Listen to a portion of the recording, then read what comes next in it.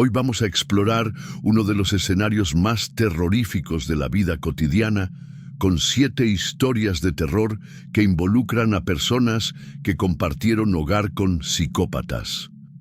Prepárate para escuchar historias escalofriantes sobre compañeros de cuarto aparentemente normales, que escondieron oscuros secretos, comportamientos extraños que evolucionaron hasta convertirse en algo siniestro y situaciones de peligro real dentro de su propio hogar.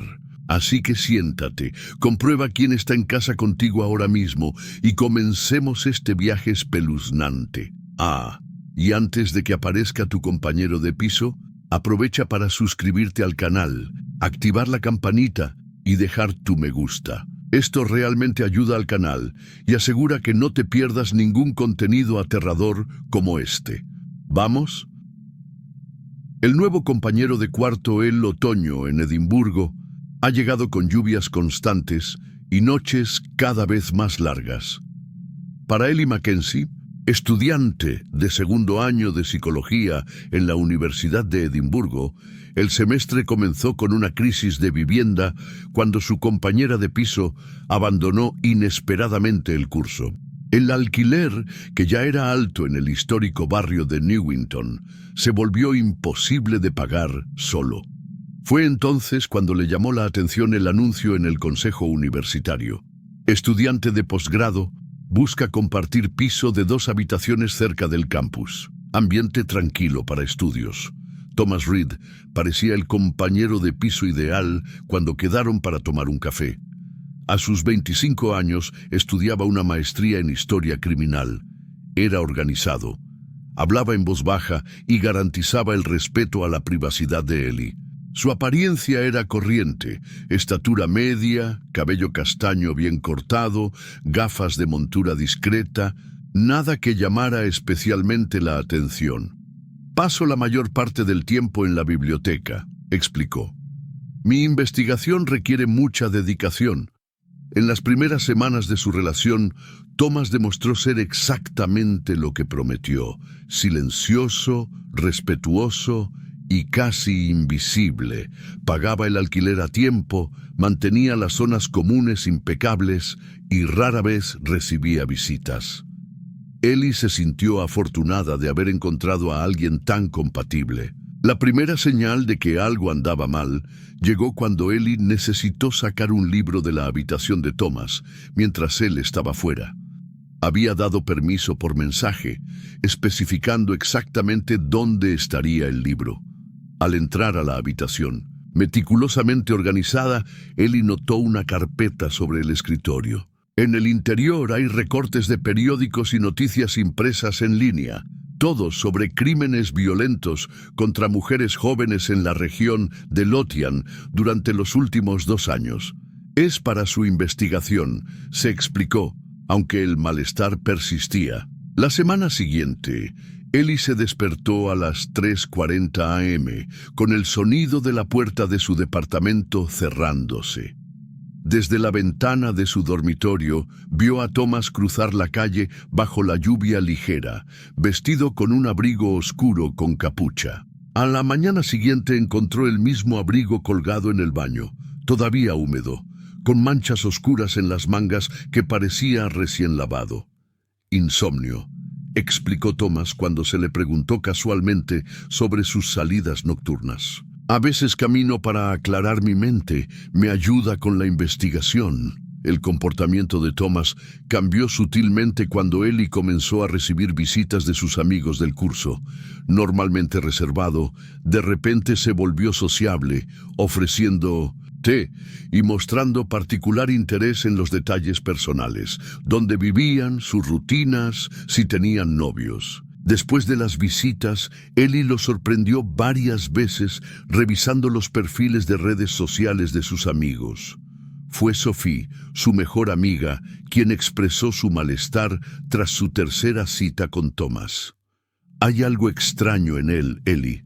La forma en que mira, como si estuviera catalogando información. 2 semanas después, Ellie encontró algo inquietante mientras limpiaba el refrigerador. una caja de plástico transparente que contenía mechones de cabello de diferentes colores, cuidadosamente etiquetados con sus iniciales. Uno de ellos, CM, parecía corresponder a Sophie Morrison. Esa noche, incapaz de dormir, Ellie esperó hasta que escuchó a Thomas salir a dar su caminata habitual. Haciendo acopio de valor, entró de nuevo en su habitación. Debajo de la cama, encontró una caja de zapatos que contenía fotografías de mujeres, algunas claramente tomadas sin el conocimiento de los sujetos. Con creciente horror, reconoció a Sophie, a ella misma y a otros amigos que habían visitado el apartamento. En la pared detrás del escritorio, oculto por un mapa de Edimburgo, había un tablero improvisado con fotografías, recortes y notas detalladas conectadas por líneas rojas. En el centro, un recorte sobre la desaparición de una estudiante de psicología en la Universidad de Glasgow 6 meses antes. Temblando, Ellie fotografió todo con su teléfono celular antes de regresar a su habitación. Le envió las imágenes a Sophie con el mensaje: «Necesito salir de aquí». Tomás no es quien creemos que es. A la mañana siguiente, Thomas se mostró inusualmente comunicativo mientras tomaba un café. «Estoy haciendo grandes progresos en mi investigación», comentó mirándola con inquietante intensidad. «Estoy a punto de comenzar la fase práctica». «¿Qué tipo de investigaciones exactamente?», preguntó Ellie, tratando de mantener la voz firme. «Patrones de comportamiento en situaciones de estrés extremo», respondió con una leve sonrisa. «Específicamente, cómo reacciona la gente corriente cuando se enfrenta a lo inesperado». Esa tarde, Ellie buscó en el departamento de historia criminal, solo para descubrir que no había ningún Thomas Reed inscrito en el programa de maestría. La dirección anterior que había proporcionado en el contrato de arrendamiento no existía. Aterrorizada, Ellie contactó a la policía. El detective Callum Murray escuchó su relato con creciente preocupación, especialmente cuando mencionó el interés de Thomas en crímenes sin resolver en la región. «No regrese al apartamento», le ordenó el detective. «Ve a la casa de tu amigo. Enviaremos a alguien de inmediato». Cuando la policía llegó al apartamento, Thomas ya había desaparecido, llevándose todas sus pertenencias, excepto la caja con mechones de pelo que había dejado deliberadamente en la cama de Ellie junto con una nota. «Hubiera sido perfecto para completar mi investigación. Tal vez Sophie fuera suficiente».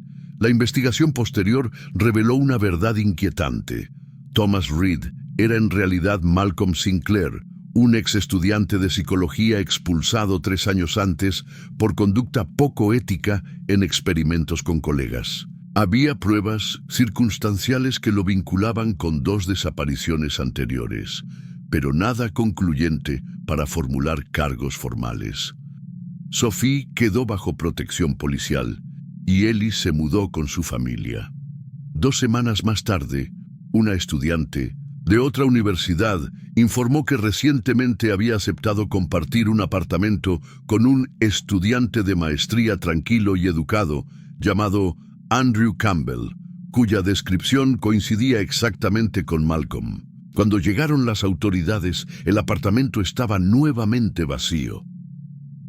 El inquilino perfecto el divorció, dejó a David Mercer con una casa demasiado grande para una sola persona y facturas que su salario de profesor universitario apenas podía cubrir.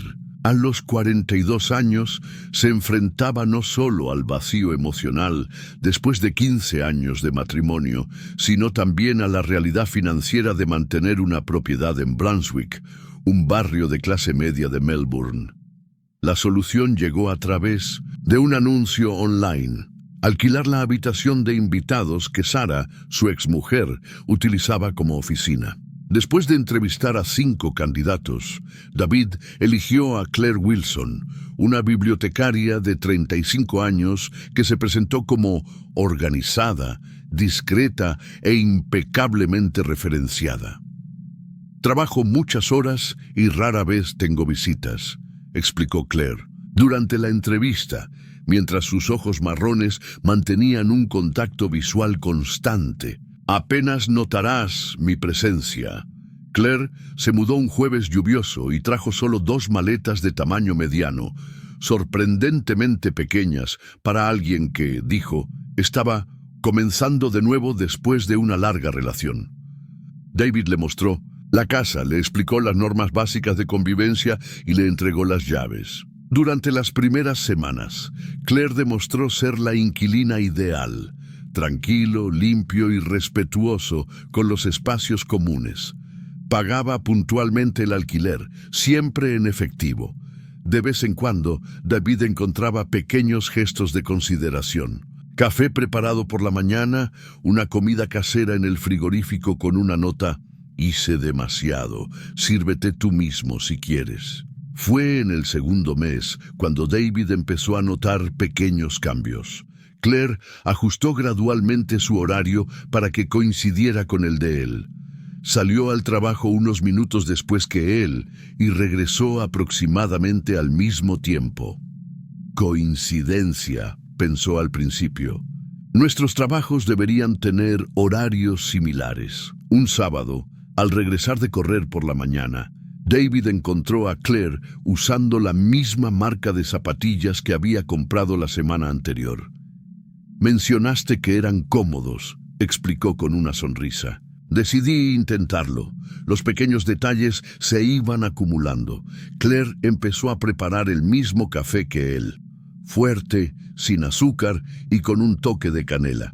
Empezó a ir a su café favorito del barrio. Adoptó sus expresiones verbales características. Cuando David mencionó casualmente a su autor favorito durante una rara cena compartida, Claire apareció al día siguiente leyendo el mismo libro, capaz de discutir el trabajo como si fuera una lectora desde hace mucho tiempo. «Es solo alguien que intenta ser amable», se dijo David, incluso cuando la sensación de incomodidad crecía. La situación se intensificó cuando David encontró a Claire usando su computadora personal un día después de regresar temprano de la universidad. Rápidamente cerró la pantalla y explicó que su computadora portátil se había roto y que necesitaba revisar un correo electrónico urgente. Esa noche, al revisar su historial de navegación, David descubrió que Claire había accedido a su correo electrónico, sus redes sociales y sus cuentas bancarias. Enfrentada, se disculpó profusamente, alegando que el navegador se había abierto automáticamente en las páginas que frecuentaba. Preocupado, David comenzó a cerrar su habitación y a cambiar todas las contraseñas. También notó que los objetos personales estaban sutilmente fuera de lugar: fotos familiares reposicionadas, documentos reorganizados, ropa usada y de vuelta al armario. El colmo llegó cuando una colega de la universidad mencionó que había recibido mensajes extraños de David en las redes sociales, mensajes que él nunca había enviado, pero que utilizaban su característico estilo de escritura. David decidió investigar y fingió un viaje de fin de semana, pero regresó en secreto. Después de unas horas, lo que encontró en su habitación lo dejó helado. Claire, vestida con una de sus camisas, sentada en su silla, usando su perfume, practicando su firma en docenas de hojas de papel. Aún más inquietante fue lo que descubrió en su habitación, cuando reunió el coraje para revisarla mientras estaba fuera. Una pared cubierta con fotografías de él, tomadas sin que ella lo supiera, durmiendo, trabajando, corriendo en el parque. Un diario detallaba meticulosamente sus hábitos, preferencias y gestos. En un cajón, documentos falsificados con su nombre, pero con su foto sutilmente manipulada para parecer más masculina. Aterrado, David contactó a la policía. La investigación reveló que Claire Wilson no existía. Su verdadero nombre era Rebecca Lawson, una expaciente psiquiátrica con antecedentes de trastorno de identidad y conducta obsesiva. Había hecho lo mismo con 3 personas anteriormente, en Sydney y Brisbane. El patrón fue siempre el mismo: Identifiqué a personas solitarias que generalmente atravesaban rupturas recientes, alquilé una habitación en su casa y gradualmente asumí aspectos de sus identidades. En 2 casos anteriores, los propietarios originales habían desaparecido después de unos meses, mientras Rebecca seguía viviendo en sus casas, utilizando sus nombres e identidades durante semanas antes de ser descubierta. Cuando llegó la policía para arrestarla, Rebecca había desaparecido, llevándose el pasaporte de David, duplicados de tarjetas de crédito y documentos suficientes para comenzar a hacerse pasar por él en otra ciudad.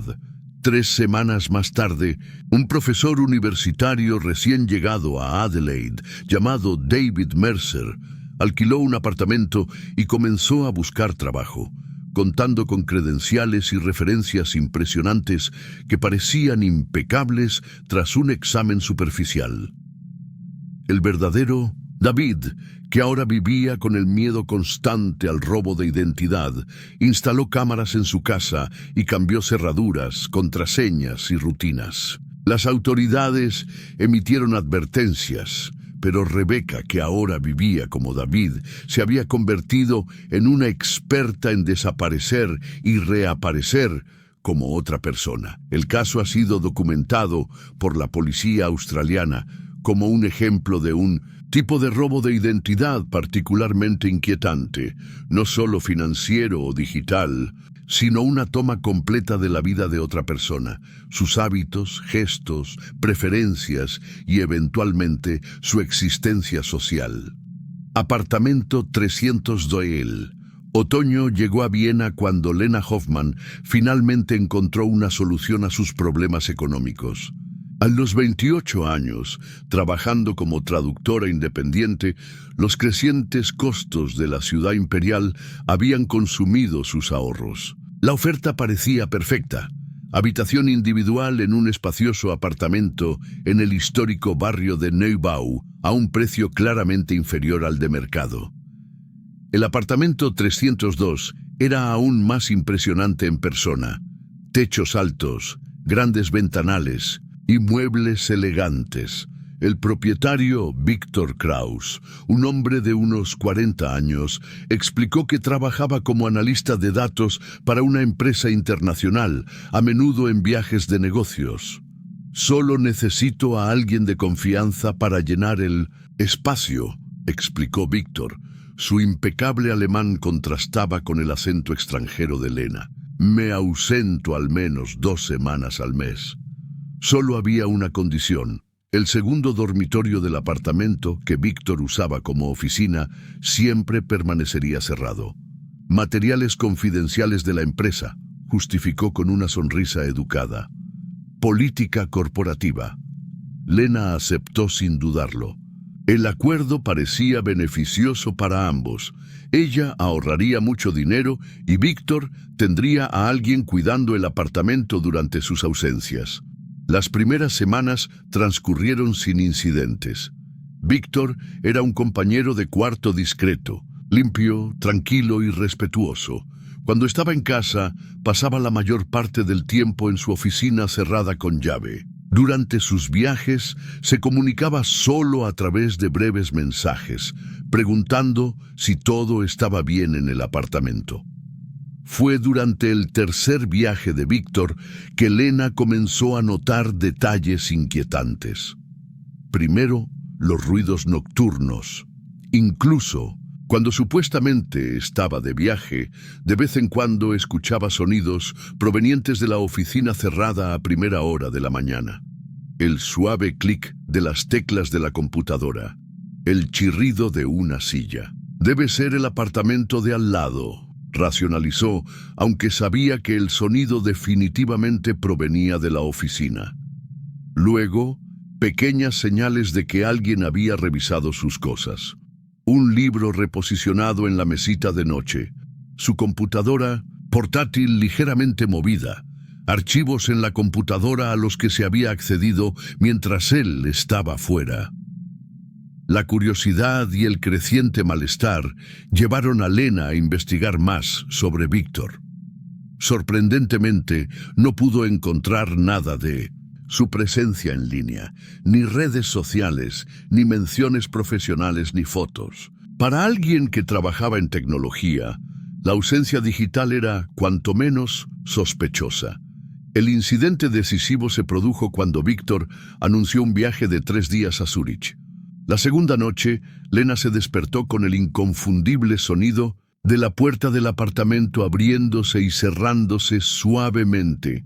Fingiendo dormir, entreabrió los ojos lo suficiente para ver a Víctor caminando silenciosamente por el pasillo, entrando a la oficina y cerrando la puerta, solo 2 horas después de haber enviado un mensaje de texto de «Buenas noches desde Suiza». A la mañana siguiente, Víctor se fue otra vez, dejando el apartamento antes de que Lena despertara. La desconfianza era ahora insoportable. Usando habilidades que nunca imaginó que poseía, obtuvo una copia de la llave de la oficina del cuidador del edificio, afirmando haber perdido la suya. Con manos temblorosas, abrió la puerta durante la supuesta ausencia de Víctor. Lo que encontró transformó su malestar en puro terror. La oficina era en realidad un elaborado centro de vigilancia. 3 monitores mostraban imágenes en vivo de cámaras ocultas, en el pasillo del edificio, en el ascensor y, horriblemente, en su propio dormitorio y baño. Una pared entera estaba cubierta con un mapa detallado del edificio, con marcas precisas para cada apartamento. En un estante meticulosamente organizado, encontró carpetas etiquetadas con los números de todos los departamentos del edificio. Dentro de la carpeta 302B, su habitación, había fotos de él durmiendo, cambiándose de ropa, trabajando. Notas detalladas documentaron su rutina, contactos frecuentes, historial médico obtenido ilegalmente y, lo más inquietante, un análisis de vulnerabilidades explotables. Las otras carpetas revelaron que él no fue la única víctima. Cada residente del edificio había sido catalogado, estudiado y evaluado. Algunas carpetas estaban marcadas como «listo» en rojo, con fechas específicas. Al revisar los nombres, Lena reconoció al menos 2 que correspondían a personas que se habían mudado abruptamente en los últimos meses.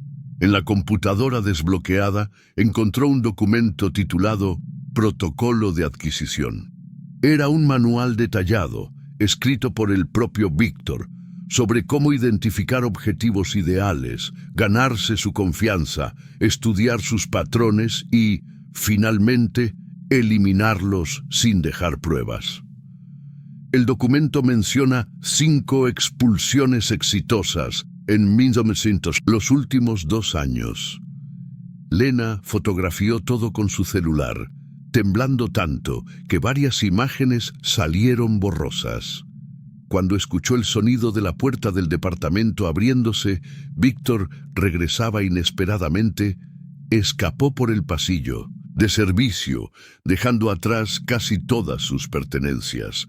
En la comisaría más cercana, su historia fue recibida inicialmente con escepticismo. Fue solo cuando mostró las fotos y mencionó los nombres de las carpetas marcadas como completadas, que los oficiales comenzaron a conectar los puntos con desapariciones sin resolver en el área. Cuando la policía finalmente obtuvo una orden judicial y allanó el apartamento 302, Víctor ya no estaba, llevándose el equipo de vigilancia y los archivos. Lo único que quedaba eran las cámaras ocultas, ahora inactivas, y las marcas en la pared donde se había colocado el mapa. La investigación posterior reveló que Víctor Kraus era una identidad falsa. El verdadero propietario del apartamento había muerto 2 años antes y alguien había asumido su identidad y seguía pagando impuestos y facturas para evitar sospechas. Ningún vecino cuestionó el cambio de apariencia, ya que pocos habían conocido al verdadero Víctor. El caso del archivista del apartamento 302, como lo conoció la prensa local, dio lugar a una revisión de las desapariciones sin resolver en Viena durante los últimos 3 años. 5 casos estaban potencialmente relacionados con el falso Víctor, aunque sin pruebas concluyentes. ¿Qué pasa, chicos? Las historias de compartir casa con psicópatas son escalofriantes incluso ahora, ¿no? Si estás disfrutando de estas historias de miedo, aprovecha para tomarte un breve descanso, suscríbete al canal y deja tu me gusta. Esto realmente ayuda a que el canal crezca y me motiva a seguir brindándoles más contenido escalofriante. Ahora bien, volvemos a las siguientes historias. Aún queda mucho miedo por delante. El intercambio temporal el verano en Lyon fue especialmente caluroso cuando el profesor Richard Bennett, experto en literatura francesa de la Universidad de Manchester, encontró la oferta perfecta en la aplicación HomeSwitch. Un mes en un encantador apartamento en el histórico distrito de Croix-Rousse, a cambio de su casa en Manchester. La oportunidad ideal para terminar su libro sobre los poetas simbolistas franceses. El propietario, Antoine Mercier, se describe a sí mismo como profesor de literatura inglesa en la Universidad de Lyon. Una coincidencia perfecta, pensó Richard. Las fotos mostraban un elegante apartamento en un edificio del siglo XIX con vistas al río Saona. La comunicación fue breve y práctica, limitada a detalles logísticos. Antoine explicó que viajaría por trabajo y que solo utilizaría la casa de Richard como base para su investigación. A sus 45 años, divorciado y sin hijos, Richard vio el intercambio como una oportunidad de inmersión cultural sin los costos prohibitivos de los hoteles. El trato se cerró rápidamente y el 1 de julio Richard llegó al apartamento de Lyon. El lugar era exactamente como en las fotos. Pisos de madera viejos, estantes llenos de libros, un pequeño balcón con vista a la ciudad. Al principio, Richard estableció una rutina agradable: escribir por la mañana, explorar la ciudad por la tarde y cenar en pequeños bistros locales. Fue al 5.º día que notó algo extraño. Mientras buscaba papel para la impresora, encontró un cajón cerrado con llave en el escritorio. La llave, escondida bajo el revestimiento del cajón superior, reveló contenidos inquietantes: documentos de identidad en blanco, sellos oficiales y, lo más alarmante, una carpeta con información detallada sobre Richard.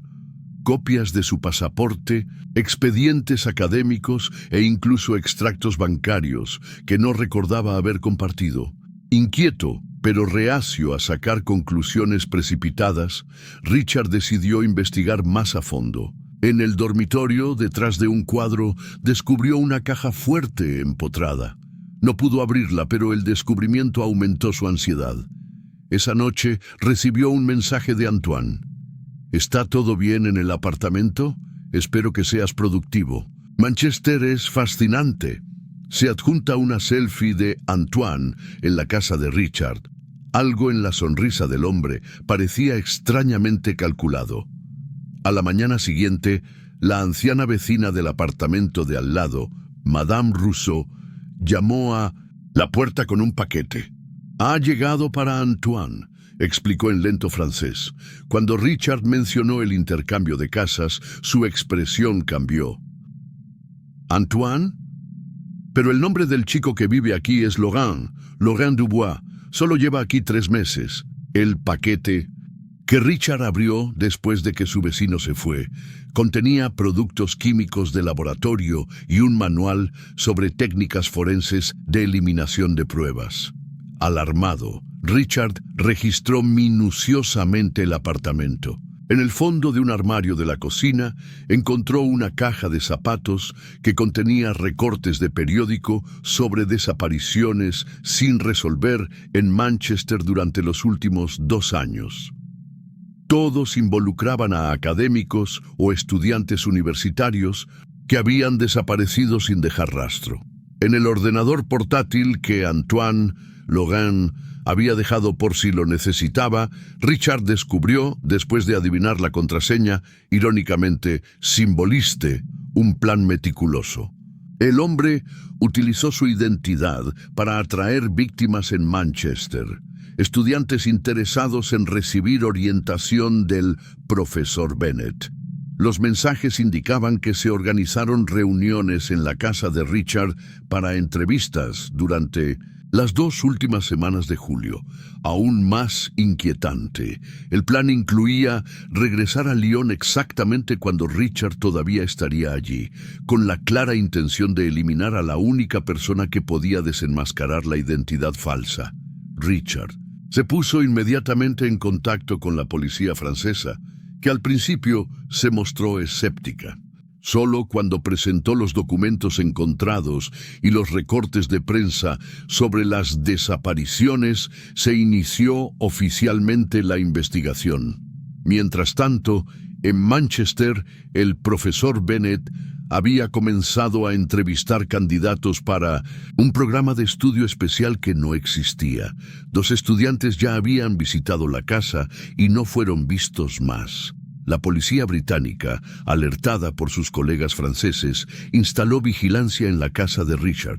Cuando Antoine regresó, después de un supuesto encuentro, fue detenido. Una búsqueda reveló pruebas inquietantes en el sótano, un espacio que el propio Richard rara vez visitaba. La verdadera identidad del hombre era Laurent Mercier. Había utilizado su verdadero apellido, un desliz narcisista común entre los delincuentes. Un exprofesor asistente expulsado de la Universidad de Burdeos por comportamiento inapropiado con los estudiantes. Durante los últimos 3 años, había desarrollado un método sofisticado. Identificaba a los académicos que vivían solos, los estudiaba minuciosamente y luego proponía cambios temporales de residencia mediante solicitudes fiables. Durante los intercambios, utilizó la identidad y la reputación de sus víctimas para atraer a personas vulnerables que desaparecieron sin levantar sospechas inmediatas. Cuando regresó a su propio apartamento, eliminó al académico original, asumiendo permanentemente su identidad cuando fuera necesario. La investigación relacionó a Laurent con 5 desapariciones anteriores en 3 países diferentes. En cada caso había utilizado el mismo método de intercambio temporal de residencia. Para Richard, regresar a Manchester fue traumático. Su casa, ahora escenario del crimen, estaba irreconocible. Su reputación, temporalmente empañada por su asociación con los crímenes, requirió meses para restaurarla. El libro sobre los simbolistas franceses quedó inacabado. El caso del intercambio fatal, como lo denominó la prensa, provocó cambios significativos en los protocolos de seguridad de las aplicaciones de intercambio de casas. Las verificaciones de antecedentes se volvieron obligatorias y se implementaron sistemas de seguimiento. Laurent Mercier espera juicio en una prisión de máxima seguridad. Durante los interrogatorios, permaneció tranquilo y articulado, discutiendo sobre literatura francesa con los investigadores como si estuviera en un salón de clases. El subarrendatario silencioso, la viudez, había dejado a Margaret Sinclair con una casa victoriana demasiado grande y una pensión demasiado pequeña. A sus 76 años, la ex bibliotecaria decidió alquilar la trastienda para complementar sus ingresos. Cuando Ian Campbell apareció respondiendo al anuncio en el periódico local, le pareció una bendición. Un hombre tranquilo de 45 años que trabajaba en el turno de noche como seguridad del hospital y prometía apenas pasar desapercibido. «Ni siquiera notarás mi presencia», aseguró, con una sonrisa educada que no llegó a sus ojos. «Solo necesito un lugar tranquilo para descansar durante el día». El barrio de Morningside, tradicionalmente seguro y familiar, era perfecto para Margaret, que conocía a la mayoría de sus vecinos desde hacía décadas. Su pequeña cabaña de piedra, heredada de su marido, fallecido 5 años antes, Tenía un dormitorio extra que había permanecido vacío desde que su hijo se mudó a Australia. En las primeras semanas, Ian demostró ser el inquilino ideal. Pagó puntualmente, siempre en efectivo, mantuvo su habitación impecable y ocasionalmente ayudó con pequeñas reparaciones en la casa. Rara vez estaba presente. Se marchaba antes del anochecer y regresaba después del amanecer, cuando Margaret ya estaba despierta preparando el té. Fue a mediados de diciembre cuando el señor Wallace, de la cabaña de al lado, desapareció sin previo aviso. Fue a visitar a su hermana a Glasgow, explicó su esposa a los vecinos preocupados, aunque parecía confundida acerca de los detalles. A Margaret le pareció extraño. Wallace nunca había mencionado a una hermana en Glasgow, y se acercaba la Navidad, una época en la que la pareja tradicionalmente decoraba el jardín con luces festivas. 2 semanas después, le tocó el turno de desaparecer al joven estudiante que alquilaba el sótano de la casa de la esquina. Sus preocupados padres se pusieron en contacto con la universidad y descubrieron que ella no había asistido a clases durante días. Se llamó a la policía, pero al no haber signos de allanamiento o forcejeo, lo trataron como un caso más de un adulto que decidió irse voluntariamente. Margaret empezó a notar pequeños cambios en su propia casa, objetos fuera de lugar, puertas que estaba segura de haber cerrado con llave, se encontraban abiertas, el leve olor a químicos cuando ni ella ni Ian usaban productos de limpieza fuertes. Lo atribuyó a la vejez, a su mala memoria. Una noche, sin poder dormir debido a dolores en las articulaciones, Margaret bajó a la cocina a preparar té. Escuchó ruidos provenientes del sótano, un espacio que rara vez visitaba desde que las escaleras se volvieron difíciles para sus rodillas. Le pareció oír voces apagadas. A la mañana siguiente interrogó a Ian, quien rápidamente le explicó. Debe ser el viejo sistema de calefacción, señora Sinclair. Puedo comprobarlo por usted. Ian insistió en arreglar la cerradura de la puerta del sótano, por seguridad. Margaret aceptó agradecida, sin darse cuenta de que la nueva cerradura solo tenía una llave, que él conservó. Las desapariciones continuaron. La señora McGregor, que vivía sola al final de la calle, el cartero que había servido al barrio durante años. Cada caso fue tratado como aislado por las autoridades abrumadas. Fue la desaparición de su mejor amiga, Eleanor, lo que hizo que Margaret conectara los puntos. El día anterior, Eleanor había comentado sobre el extraño inquilino de Margaret. Me mira cuando cree que no estoy mirando. Ayer lo vi salir del sótano cargando algo pesado en medio de la noche. Decidida a investigar, Margaret esperó a que Ian se fuera a trabajar y usó la llave de repuesto que había hecho en secreto. El sótano era diferente. Nuevas paredes divisorias creaban pequeños compartimentos. En uno de ellos encontró pertenencias cuidadosamente organizadas: el reloj del señor Wallace, el portátil del estudiante, la placa del cartero, el broche favorito de Eleanor. Sobre un escritorio improvisado a modo de oficina, un cuaderno meticulosamente guardado enumeraba nombres, rutinas y métodos de adquisición. Su propio nombre estaba al final de la lista, marcado como siguiente, después de la transferencia de propiedad. Además, documentos falsificados, incluido un poder con su firma falsificada, que le daba a Ian control sobre su casa y sus cuentas bancarias después de su mudanza a la residencia de ancianos. Temblando, Margaret fotografió todo con el sencillo teléfono móvil que su nieto le había insistido que aprendiera a utilizar. Al oír que la puerta principal se abría inesperadamente, Ian regresaba fuera de tiempo, se apresuró a subir las escaleras y olvidó sus gafas en la mesa del sótano. Durante la cena, Ian estuvo inusualmente hablador e insistió en que Margaret probara un té especial que él había traído. Ayuda con el dolor en las articulaciones, explicó, mirándola de cerca. Margaret fingió beberlo y derramó el líquido sobre la planta cuando él se distrajo. Más tarde, lo vio revisando la planta marchita con expresión irritada.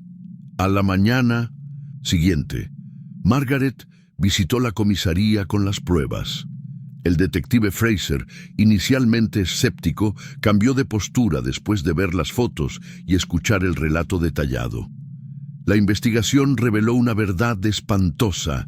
Ian Campbell era en realidad Thomas Blackwood, buscado en 3 condados por desapariciones similares. Su método era siempre el mismo.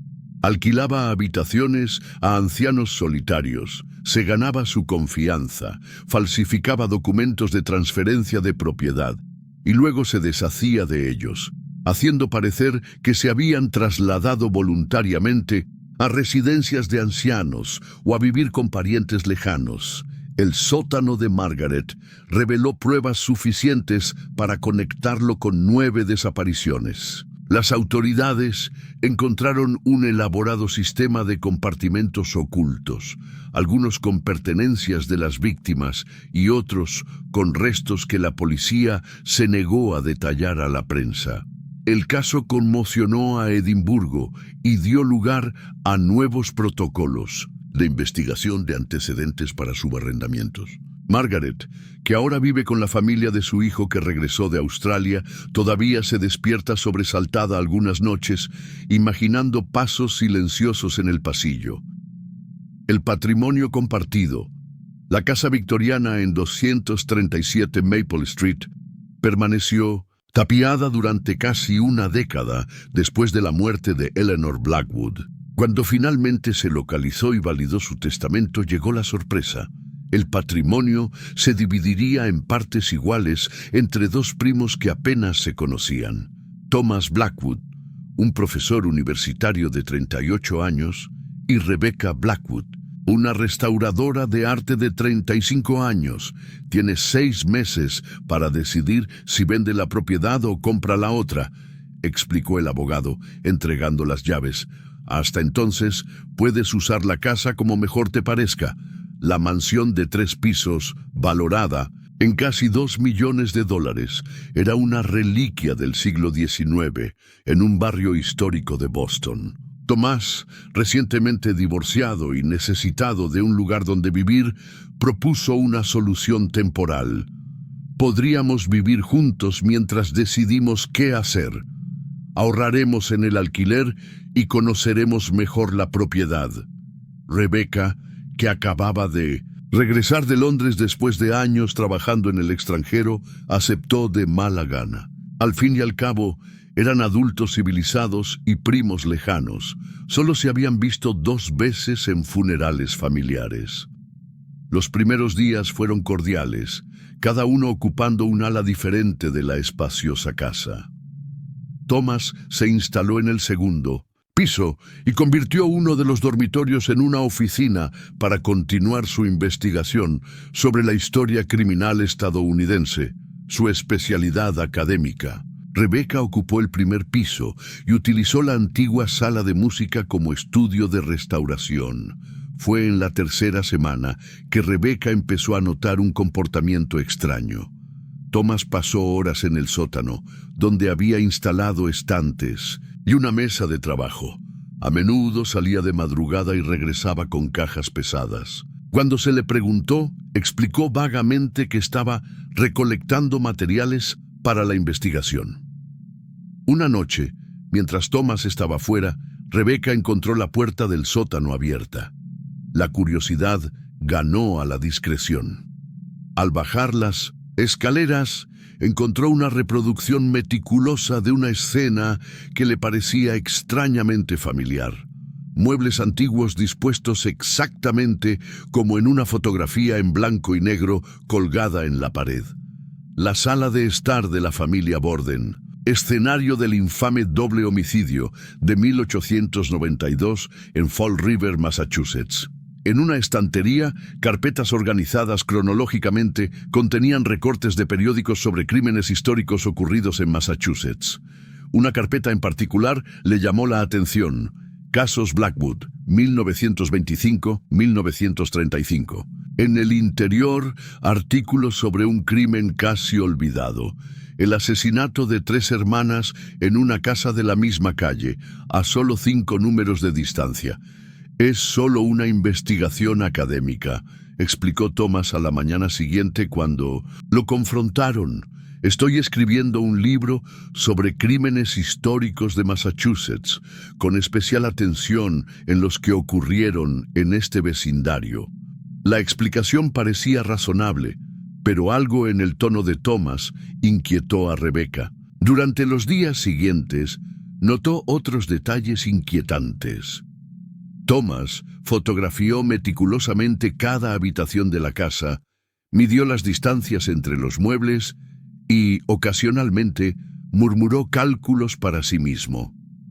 Al investigar el pasado de su prima, Rebecca descubrió que su tesis doctoral trataba sobre patrones psicológicos en los crímenes familiares históricos. Más alarmante, Thomas había sido investigado brevemente tras la desaparición de su ex esposa, aunque nunca fue acusado formalmente. Las tensiones aumentaron cuando Rebecca encontró, escondido en el fondo de un cajón en la oficina de Thomas, un cronograma detallado con fechas específicas marcadas en rojo. La siguiente, solo 3 días después. Al lado hay una lista de nombres, incluido el suyo, con notas sobre rutinas diarias y horarios de sueño. Esa noche, Rebecca escuchó a Thomas en el sótano martillando y cerrando hasta el amanecer. Por la mañana anunció un viaje de 2 días para investigaciones de campo. Tan pronto como se fue, Rebecca registró su habitación y encontró, debajo del colchón, guantes quirúrgicos, cuerdas cortadas a longitudes específicas y un libro sobre técnicas forenses para eliminar pruebas. En el sótano, la recreación había evolucionado. Ahora incluía manchas que parecían sangre seca en patrones específicos en el suelo. En la pared, una nueva fotografía. La casa donde vivían, con marcas rojas que indicaban puntos específicos, incluido su dormitorio. Rebecca se puso inmediatamente en contacto con su abogado, quien le reveló un detalle crucial que inicialmente se omitió. La tía Eleanor había muerto en circunstancias sospechosas y Thomas había sido la última persona que la visitó con vida. La policía, inicialmente escéptica, cambió de postura cuando encontró evidencia en el sótano que vinculaba a Thomas con 3 crímenes sin resolver en ciudades universitarias donde había enseñado anteriormente. El patrón fue siempre el mismo: recreaciones meticulosas de crímenes históricos, seguidas de versiones actualizadas con víctimas contemporáneas. Thomas fue detenido a su regreso, llevando productos químicos y herramientas que coincidían exactamente con los utilizados en un triple homicidio en la misma calle en 1932. En su computadora portátil había un manuscrito detallado titulado Herencia de Sangre, recreación de la historia criminal de los Blackwood. Con un capítulo final aún por escribir, el caso conmocionó a Boston y quedó documentado como uno de los más meticulosamente planificados en la historia criminal reciente. Rebecca se quedó con la casa victoriana, ahora enteramente suya después de que Thomas fuera considerado no elegible para recibir herencia debido a la regla del asesino, el principio legal que impide que los delincuentes se beneficien de herencias relacionadas con sus crímenes. La mansión se vendió meses después, muy por debajo del valor de mercado, debido a su nueva y siniestra reputación. 7. El marido desconocido. El accidente ocurrió en una curva de Great Ocean Road, cuando el auto de Robert y Eliza Harmon patinó bajo la lluvia y dio 3 vueltas antes de detenerse. Eliza solo sufrió heridas leves, pero Robert estuvo inconsciente durante 2 días. Cuando finalmente despertó en el Royal Melbourne Hospital, miró a su esposa con una expresión en blanco. «¿Quién eres?», preguntó, con la voz ronca debido al tubo endotraqueal recién retirado. Los médicos diagnosticaron amnesia disociativa, con componentes de amnesia retrógrada. Robert recordaba su nombre e información básica, pero había perdido importantes recuerdos autobiográficos, especialmente los relacionados con los últimos 5 años, incluida toda su relación con Elisa. Es común después de un traumatismo cráneoencefálico, explicó el neurólogo. Los recuerdos pueden regresar gradualmente, pero no los fuerces. Déjalos regresar naturalmente. Para Elisa, una profesora universitaria de 34 años, comenzó un viaje surrealista. Reintroducirse al hombre con el que había estado casada durante 3 años. El Robert que salió del accidente era sorprendentemente diferente. Más amable, más cariñoso y paciente que el marido que había conocido. Lo siento, no te recuerdo, decía a menudo, sosteniendo su mano con ternura. Pero entiendo por qué. Me enamoré. En las primeras semanas después de regresar a casa, Elisa se sintió extrañamente reconfortada por el cambio. Antes del accidente, Robert había sido intenso, a veces distante, a menudo absorbido por su trabajo como consultor financiero. Este nuevo Robert parecía genuinamente interesado en reconectarla, haciendo preguntas sobre su relación y escuchando atentamente sus historias. Es como si me hubieran dado una segunda oportunidad, le confesó Elisa a su hermana por teléfono. Está más presente ahora que nunca. La primera pista de que algo andaba mal llegó cuando Elisa encontró un pasaporte escondido en el fondo de una caja de herramientas en el garaje. Estaba a nombre de Robert, pero con un apellido diferente. Hargrove, no Harmon. La foto definitivamente era de él, aunque más joven, con diferente cabello. Cuando se le preguntó, Robert parecía genuinamente confundido. Tal vez es de antes de la amnesia. No recuerdo tener otro pasaporte. Días después, Elisa recibió una extraña llamada. Una mujer preguntando por Robert Hargrove, insistiendo en que necesitaba hablar con él urgentemente. Cuando Elisa le explicó sobre el accidente y la amnesia, la mujer guardó silencio por un momento antes de colgar abruptamente. La curiosidad se convirtió en preocupación cuando Elisa encontró una llave desconocida en el abrigo de Robert. Por impulso, lo probó en una pequeña caja fuerte que habían encontrado cuando se mudaron a su casa actual. Una caja fuerte que Robert siempre había dicho que no tenía llave. En el interior encontró documentos inquietantes. Un certificado de matrimonio de 7 años de antigüedad con una mujer llamada Claire Hargrove, documentos de identidad con diferentes nombres y recortes de periódico sobre un caso de fraude corporativo en Sydney, donde un consultor financiero había desaparecido con millones de dólares de sus clientes. La foto del sospechoso, aunque diferente en apariencia, era sin lugar a dudas Robert. Aún más alarmante, un cuaderno meticulosamente guardado que detalla información sobre Elisa incluso antes de que se conocieran. Sus horarios, hábitos, información financiera. La última entrada, fechada una semana antes del accidente, decía transferencia final programada, plan de salida en curso. Mientras Elisa intentaba procesar estos descubrimientos, notó cambios sutiles en Robert. De vez en cuando, lo sorprendía mirándola con una expresión calculadora que desaparecía instantáneamente cuando se daba cuenta. A veces, mientras dormía, murmuraba nombres que nunca había mencionado. La confirmación final llegó cuando Elisa, ahora investigando activamente, descubrió un almacenamiento alquilado a nombre de Robert Hargrove.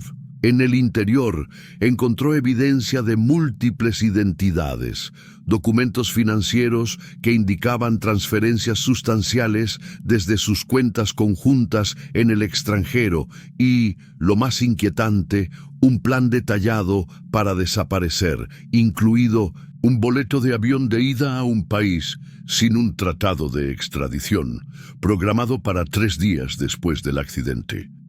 Al enfrentarse a la evidencia, Robert inicialmente mantuvo una fachada de confusión amnésica. Pero cuando Eliza mencionó que había contactado a la policía, algo cambió en sus ojos. La máscara cayó momentáneamente, revelando una frialdad calculadora. «No lo entenderías», dijo, su voz de repente diferente, más dura. «Nunca fue personal. Tú simplemente fuiste conveniente». La investigación policial posterior reveló toda la verdad. Robert era en realidad David Hargrove, buscado en 3 estados por elaborados fraudes. Su método fue siempre el mismo: asumir nuevas identidades, casarse con mujeres económicamente estables y agotar sistemáticamente sus recursos antes de desaparecer. El accidente había interrumpido su plan de fuga tras completar el plan con Eliza. Lo más inquietante es que su primera esposa, Claire, fue encontrada muerta en circunstancias sospechosas después de amenazar con exponerlo, un caso que técnicamente seguía sin resolverse. Para Eliza la revelación fue devastadora. El hombre con el que había compartido su vida nunca había existido realmente. Cada momento de intimidad, cada confesión susurrada, cada plan para el futuro, todo había sido meticulosamente calculado por un paciente depredador que la había seleccionado, estudiado y manipulado desde el principio.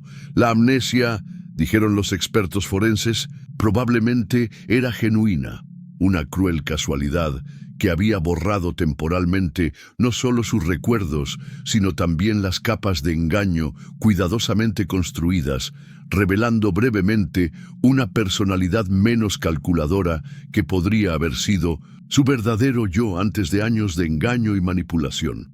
Mientras Robert David esperaba el juicio, Eliza comenzó el doloroso proceso de reconstruir su vida y su identidad. El caso ha sido documentado en publicaciones de psicología forense como un raro ejemplo de cómo el trauma cerebral puede alterar temporalmente los patrones de comportamiento psicopático, ofreciendo una ventana a la persona que podría haberlo sido. Y así llegamos al final de nuestras 7 historias de terror que involucran a personas que compartían casa con psicópatas. Entonces, ¿cuál te asustó más? ¿Alguno te hará comprobar mejor el historial de tu próximo compañero de cuarto? Cuéntanos en los comentarios cuál fue tu favorito.